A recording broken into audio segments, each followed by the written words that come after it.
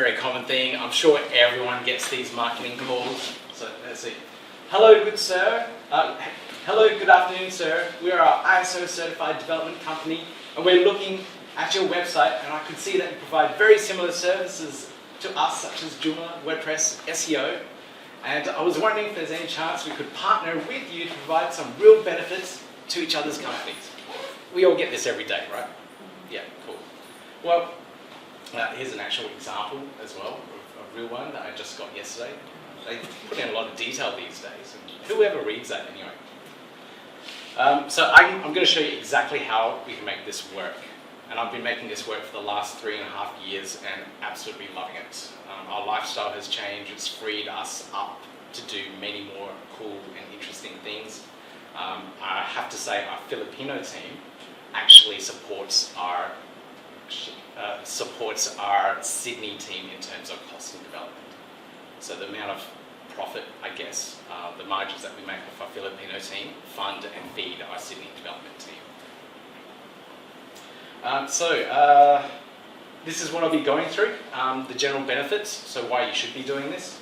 I'll be going through the recruitment process as well, so how we go about recruiting our developers, but you can reuse this same process for anything else if you're looking for a VA, content writer, etc., etc.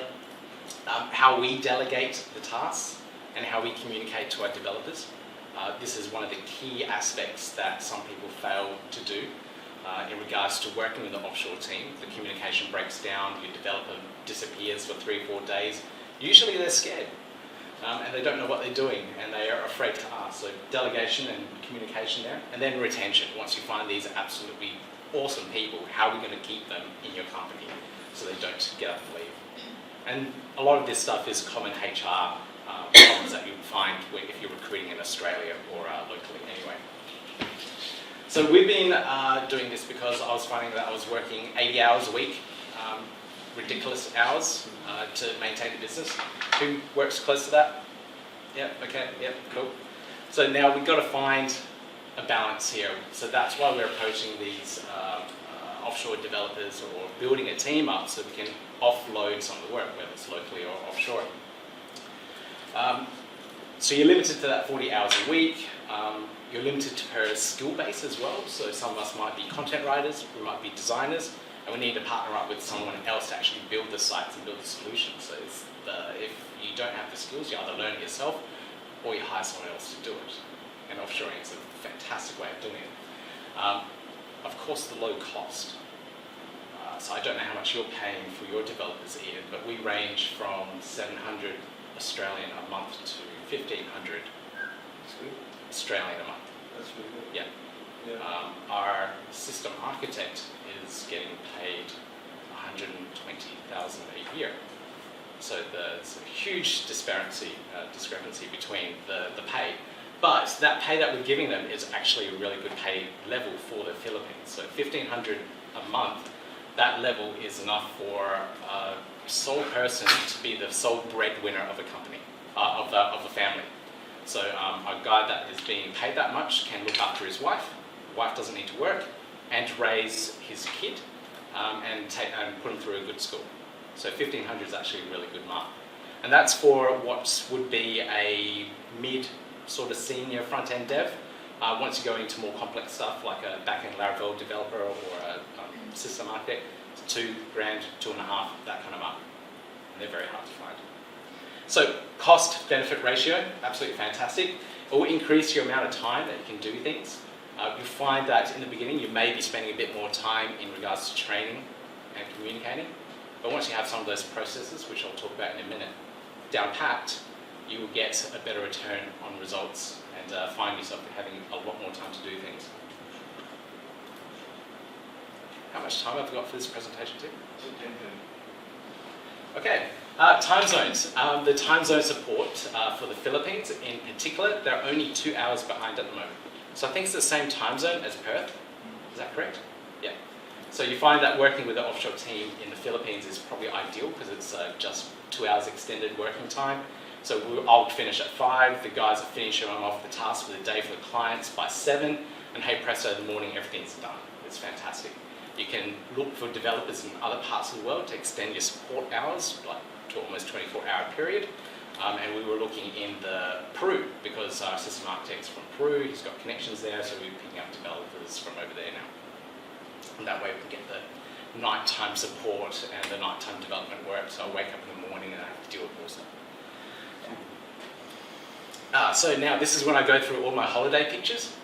So the other benefit is that you get to go over there, you get to see absolutely amazing things, most beautiful sunset, and meet some of the most lovely, amazing people over in the Philippines as well. I stopped it there. I couldn't get it going. So the recruitment process. Now this is what I think is the most important part of finding a really good developer or designer, whatever it is. We use a website called onlinejobs.ph. This is by far the best results that we've ever gotten out of anything else. It's a subscription-based service. You can post a job for free. It's really annoying. If you need to make a change on the job ad, you've done a typo or something, you've got to put in a link. Well, I actually don't allow links on the free one. Then you have to wait a couple of days for the job to be published by the auditing people. But if you give them $30 US a month, you just get it up and running. And it's a lot more convenient. You can reuse jobs, etc., build up a little database in it.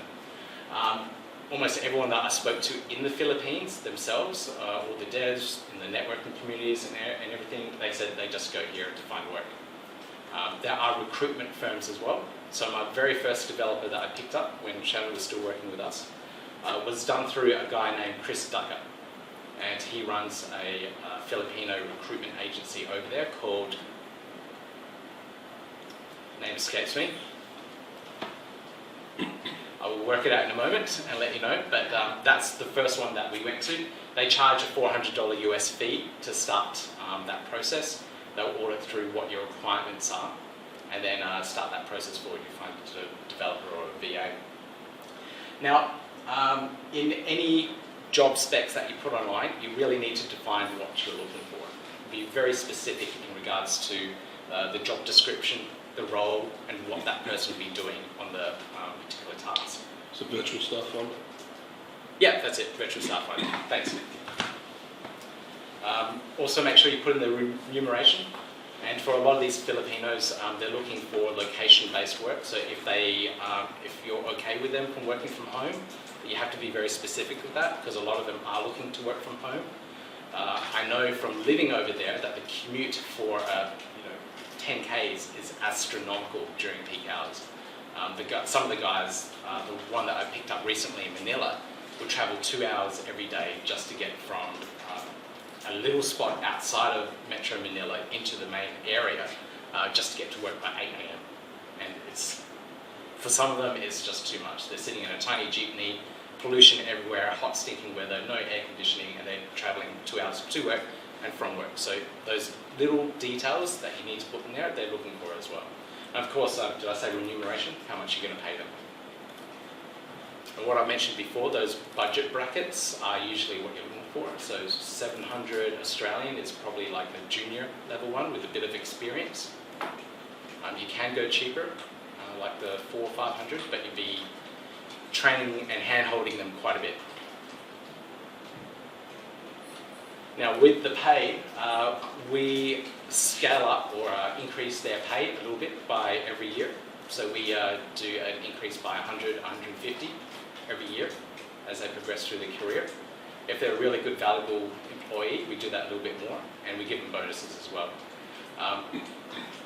The way we like to do it, some people pay their developers on an hourly rate, and then they track their time and pay them accordingly to the amount of hours. We pay them on a salary because there's just too much bookkeeping work for myself. And I haven't outsourced my bookkeeping and invoicing stuff. I like to keep control of that. So that's the way that we approach it. We just pay them a monthly salary, and we know how much time they spend on tasks because we do a lot of time tracking. I'll talk about time tracking in a second. So that we can pay out bonuses at the end of the month as well. So they know that if they work hard, they'll get bonuses at the end of every month too. make sure you list your key traits. I think I did mention that. So make sure you define exactly what you're looking for. If you're looking for a unicorn, define that you're looking for a unicorn. Person that can do front end, back end, development, content, design, everything. Great. There are some out there that can do it. Define that you need it. Be very specific with this skill set. Now testing the recruits. This was fun. So last year we got over 50 applicants applying for one job as a Joomla front-end and WordPress front-end developer. Out of those 50, we narrowed it down to one that actually passed our tests. Maybe the test was a little bit hard, maybe it was a little bit too difficult, maybe the instructions weren't specific. I thought they were perfectly fine. Any developer here in Australia, I think, would have understood what they had to go through in regards to doing the test. But our test went through very specific things. Like the very first thing they had to do was clone a Git repository. So if all these developers came in and none of them could clone a Git repository, they were all filtered out. So that was the first filtering of developers. The next thing we did was like a 15-step template changes. Very easy bootstrap style stuff. So replace this logo here, increase the column widths, fix up the CSS, why isn't it loading properly. But we wrote this stuff in a way that the clients would write things. So the clients would usually come to us and go, oh, the menu's broken, I don't know what's wrong with it. That's usually a support request that would come in. And as a developer or a project manager, you would look at those tasks and go, I don't know what you're talking about.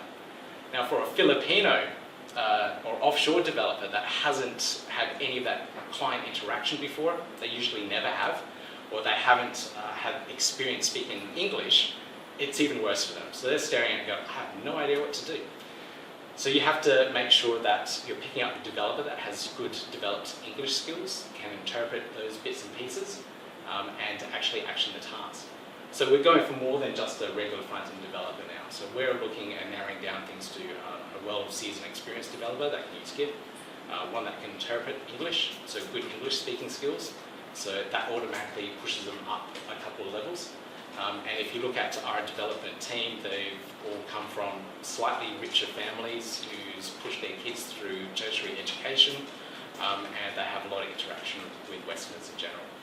So one of the guys, he owns, his parents own an internet cafe, so his internet speeds when we do part of the recruitment test is 50 down and 25 up, which is faster than my internet speed at home. Does anyone else has got anything faster than that yet? Besides you. 50 megabits per second down, 25 up. Without paying for a 100 connection, no. Yeah. I don't get 95 No. Thanks, Tim. Yeah. So, you know, it's we were very fortunate to find him, and he's an exception. So he comes from a good family that's had all that stuff, and he's just been living on the internet. You'll be able to find other ones. There's 93 million just in the other. What, you can't have that one? Can't have that one. How do you run the test? We have a little website. It's a Joomla-based website that just has the steps. So step from 1 to 15, and it specifically says after each step, do a commit and write your commit message. Share that repo with us, with me specifically. There's my username. So as soon as the test comes in, I'll see like an email notification saying user such and such has shared a repo with you, and I'll go, great, someone started a test. That's the initial timestamp. So I know at such and such time this test has been started. So I expect that test to be done 2 hours, maybe 4 hours tops. So now I'm time tracking them and seeing how fast I can actually do the task as well as interpret. So if they take longer because they've stopped starting? I'd find out reasons ask. why. Yeah, I'll ask, oh, okay, it took you 6 hours. Like, did you have troubles in anything here? It's like, oh, yeah. Stop for a long lunch. Yeah. Stopped for lunch, picked up my mum from the airport, etc., etc. Yeah, and we can work that out. Normally, when you start working with them as well, you notice if time and efficiency factors are a problem. We picked up one guy earlier this year, which I had to let go very quickly because he was outsourcing the outsourced work. Yeah, and I specifically told him I will be in Manila in 3 weeks to sit down next to you and work with you. And if he was like outsourcing the outsourced work and I'm sitting next to him, I don't know how that was going to work. Anyway, they're called pilots. So the Filipino term, they call them pilots. So beware of the pilots. You hire them, they're like very good English speaking skills. They'll interpret the task and go, no worries sir, I understand exactly what you're doing, what needs to be done. They'll go away, a couple of hours later, they haven't even asked for the username and password for the website yet. So I do little things like that. So like, please update such and such in the admin console. The first thing they need is username and password to get in. 2 hours have passed, haven't asked for it. It's like, obviously something's going wrong here. So I try and trip them up with those little tests to see if they are actually on the ball when doing things. So that's something to be aware of. Now, training. Yeah, training. This is probably the most important thing. When we recruit one of the guys or girls to join our team, our training process is about 3 months. So we don't let them touch any client work for 3 months until they've gone through every single step of the process of our training. So they need to build a Joomla site from scratch. They need to build a WordPress site from scratch. They've got to work in with our development workflow. So we have automated deployment processes, so code will go online straight away. They need to know how to set all those processes up. So they can go from nothing, here's a PSD, all the way to full deployment to the end. So they know that entire process before we let them loose on a client customer site. Now, if you pick up a really well-versed developer that's been doing it for a good number of years, they'll know a lot of this stuff, and hopefully you can let them loose onto code and client work a lot quicker. So one of our guys got past the development and training process within a month. That was fantastic. Turnaround was great, fantastic, and every bit of his code was clean. So you can get them. I just like to be thorough. Don't like clients coming back and saying, "Oh, this isn't quite right." Does anyone have standard operating procedures for their business? You're nodding, yeah. So if the way that you build sites, the way that you like to build sites, the tools, the plugins, the extensions that you use, have you documented this stuff? Have you got them in a repository? How do you install them? All those bits and pieces. Stuff that we take for granted because we do it every single day. And when you're onboarding a new staff member, how is that staff member supposed to know? Especially now that the staff member is working offshore in a different remote country with limited internet access, you probably haven't spoken to them. How they're supposed to know how you like to operate. So standard operating procedures is the way to go to communicate and show how to do all those bits and pieces. I know Tim has walked out the door, but he set up an intranet where he's documented every single step of how they are supposed to operate and build extensions, etc. In the intranet, and their developers just go in there, they find the documentation, it's all searchable, and it's all there for them. For us, we put them in Confluence, so it's a little Atlassian program interface, and it's just like a wiki, so all of our knowledge base is in there. What I also like to do is videos. Now, I was fortunate to have done a lot of video training over the years and documented a lot of things, so I just feed that off to the developers, they'll go through it, and hey, presto, at the end, you know how to build a Joomla site, you know how to do a WordPress website. I also like to put them through Team Treehouse. It's an online learning academy thing, just to make sure they have a standardized base of knowledge in regards to web design and web development as well. So it's a gamified online learning tool. Does anyone use it at all? Did you? I don't think I used it when I was working with you, but I have since purchased it for myself. All right, very good. Yeah, I remember setting up an account. Yeah, Wonderful. Team Treehouse. Team Treehouse. Yeah, it's really good. It's a great learning resource. All right, delegating the task. So your staff is onboarded, you found some absolutely fantastic developers or designers, and you've trained them up. They're working with you well, they've watched what you do, how you do things, and you're quite confident and happy. Delegating the task is the next big thing. Now, I've got this from someone else. I can't remember his name off the top of my head, but we've split up from 100% when you're delegating a task from a client. 10% should be spent on actually writing the task and putting the task together. for the developer or designer. The other 80% is what the offshore developer would be doing, and the last 10% is you auditing and looking over the task. So make sure you whatever time is allocated for something, that portion of that time is left for you to actually write up a good task that makes sense, has screenshots, has a URL of wherever it's broken, and then time for you to actually go back and audit it before you actually send it off to the client. So usually when we do issue tracking for our clients, we use Bitbucket. It's just like GitHub. It's our code repository.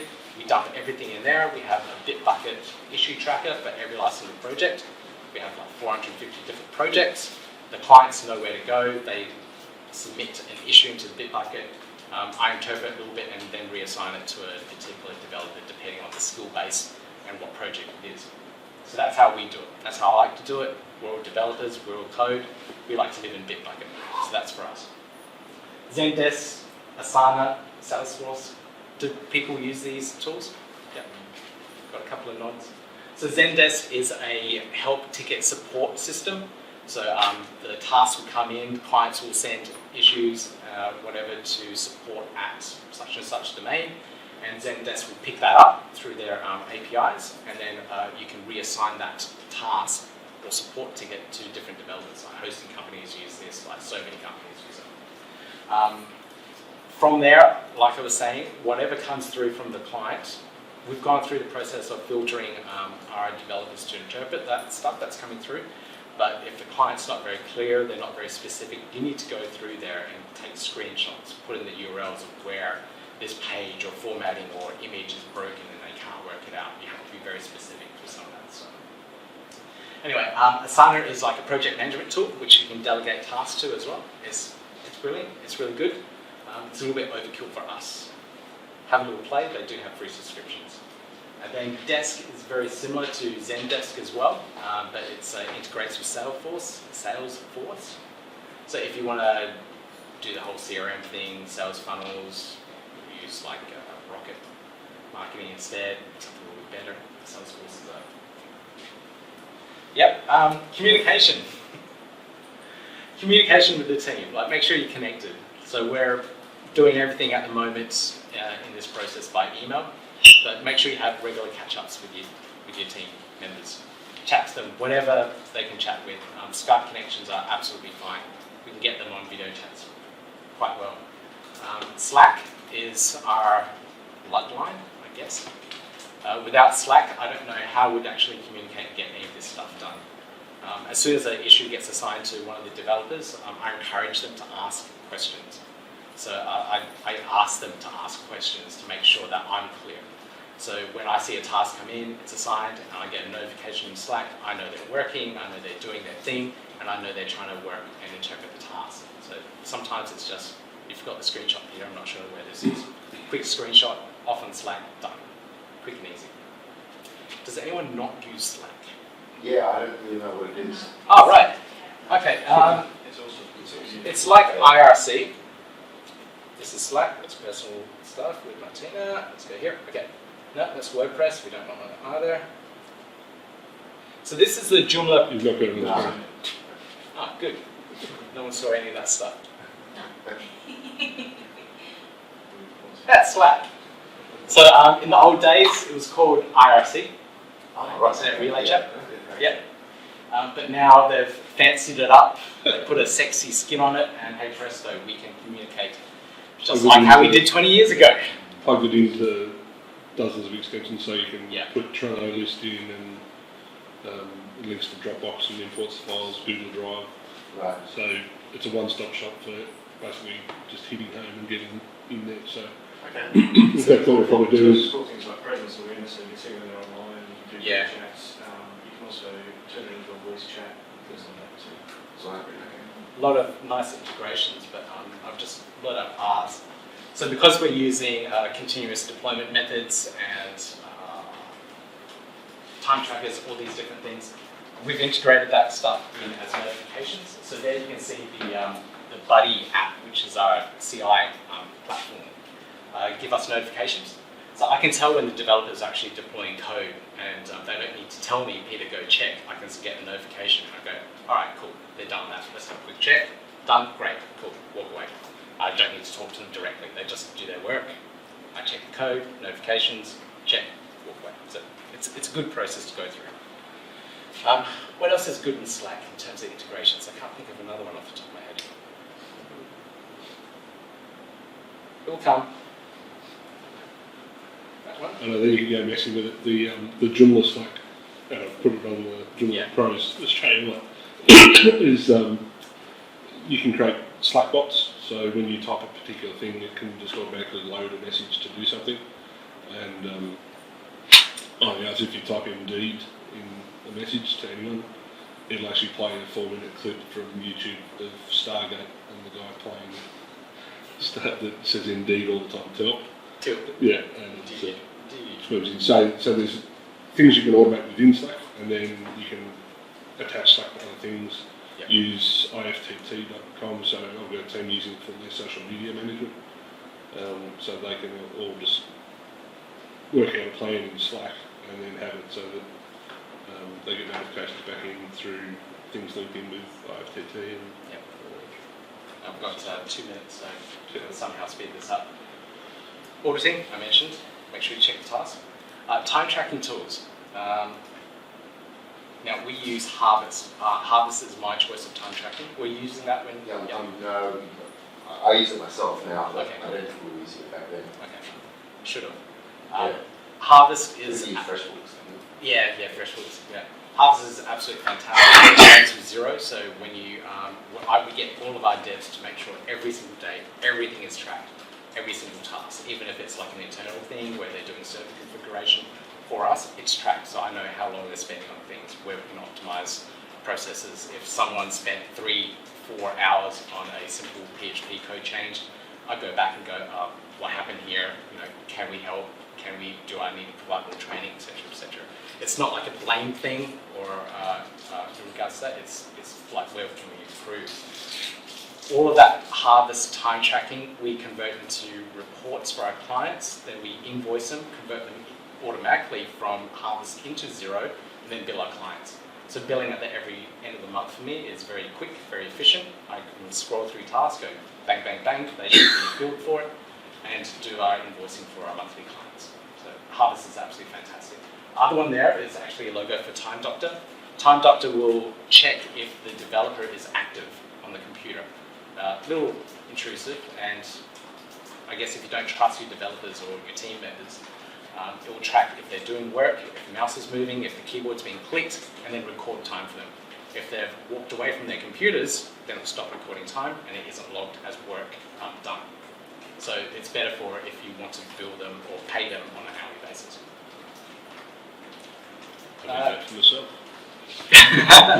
Well, actually, the good point is, like at the beginning of this entire process, if you're starting by yourself and you don't know what tasks to delegate, you should time track yourself and work out where you're spending all of your time. So if you know you're spending 10 hours on Facebook, then you should do something about it. So I had to block Facebook from 9 to 5 at home, so I'm not on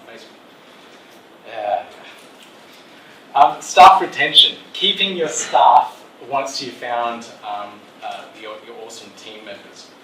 A happy assistant is a happy you, trust me. So what we do for our guys, we give them 2 weeks holiday, which is standard. We do leave loading for them as well. So just like here in Australia, when someone goes on leave, you pay them a little bit extra. We give them a little bit extra holiday pay. We organise health insurance for them too. So I can't remember what it's called off the top of my head. It's Sun something or other, but it's a good insurance company. If you come to me later, I can get you the details. And they have a lot of fiestas in the Philippines. Every city, every little town would have a fiesta every week. You could go through the entire Philippines and just constantly party through the Philippines. It's pretty cool. But some of them do celebrate those fiestas, and it's part of their culture. So when a fiesta comes, it'll be on the news, it'll be on websites everywhere. Let them celebrate it. They do have a lot of holidays. They have a lot more holidays here over there than here in Australia. So yeah, just take note of that stuff. Treat them as human beings, really.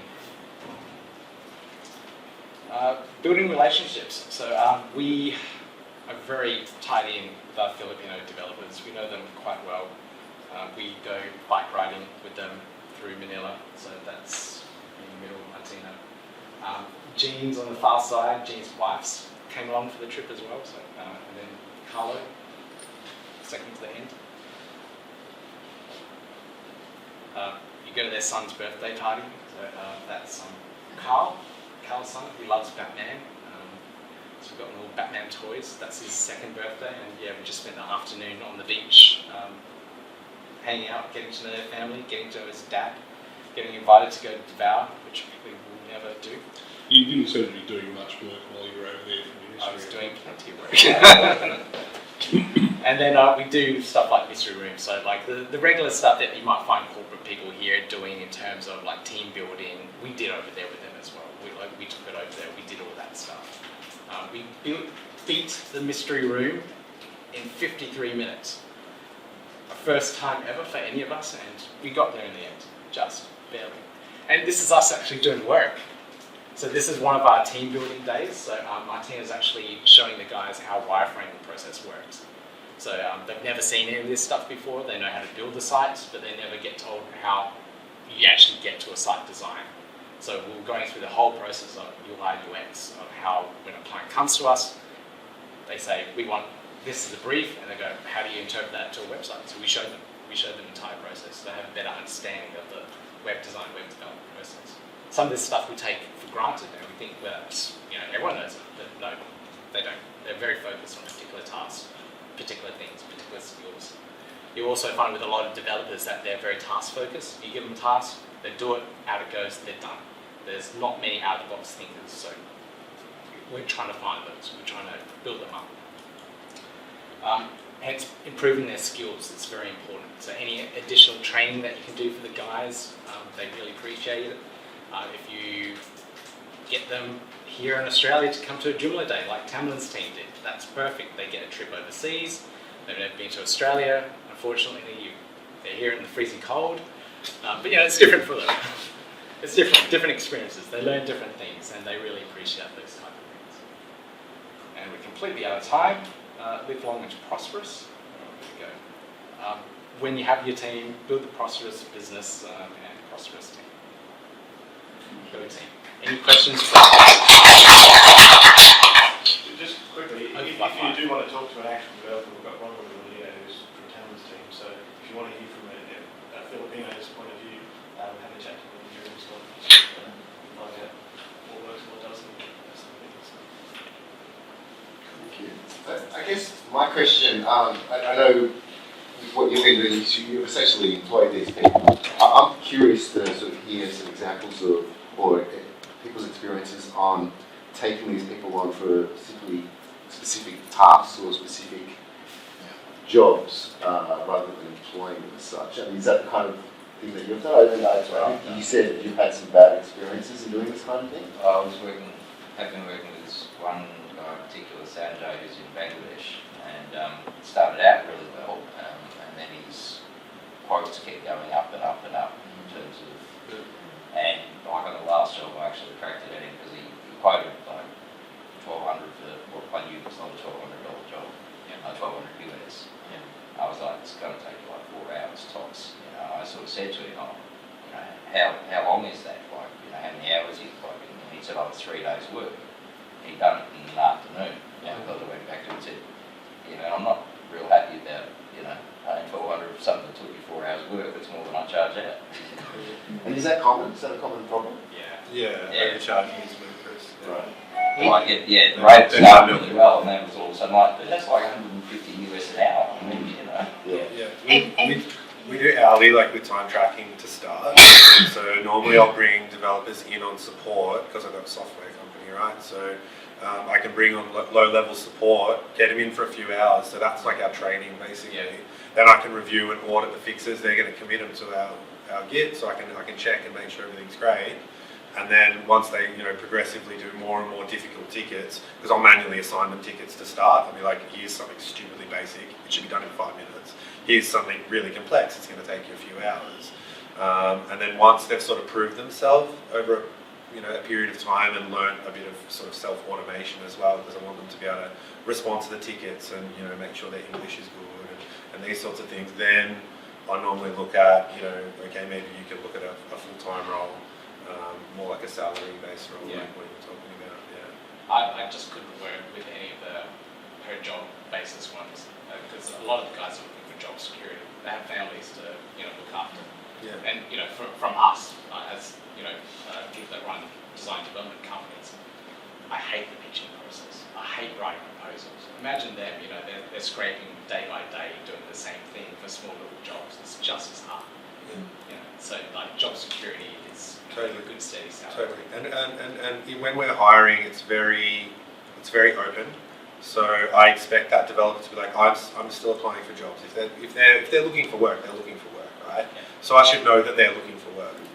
And really what we do is to say, okay, it's going to be, depending how much work you can do for us in the next week, maybe it might take 3 weeks for them to get through enough tickets that they prove themselves. Maybe it'll take a week, for that to happen. But it's a very much, this is what we want you to do. It's going to be an hourly rate until this point. And if you pass that, then we look at full-time and here's the actual job that you'll be doing. Here's the end game. That's what we're aiming for. But yeah, it's sort of our vetting process is more like going through that hourly process first. We've been burnt so many times because there's so many. Like you said, the pilots, the bloody pilots drive you nuts. They're like, yeah, I'm doing this great job, and you think you're dealing with them, but you're not. You're dealing with someone else, and then they go away and they introduce you to someone else, and then it's a freaking nightmare. Have you had any bad experiences somewhere? I know when you took on Carlo, and he seemed pretty good from the start. Yeah. He was your first shot at. First, very lucky. Yeah. To found someone like decent like Carlo, and very dedicated. So I thought the process was easy. Then I picked up a guy from India. Then I picked up a guy from Vietnam. 2 other guys from the Philippines. They didn't last a couple of weeks. And this is before you went overseas, is that Yeah. right? Yeah. So, I was hoping to line up all those developers in all those countries so that we can actually go over to them, meet with them, sit with them, work with them, see how they tick, that they all didn't make the cut. I have personal experiences with those people in regards to, I think it's a lot of cultural things. I won't say what on camera, but if you talk to me afterwards, I can pick like different cultural traits from each one of the countries that either make them good or bad. And as long as you know what they are. Yeah. Exactly. So I would never hire people from certain countries purely because I know what the culture's like and the communication in English is like. That's why I focus specifically on the Philippines. The English is good, time zone's great, and they're very polite people, and they're very hardworking.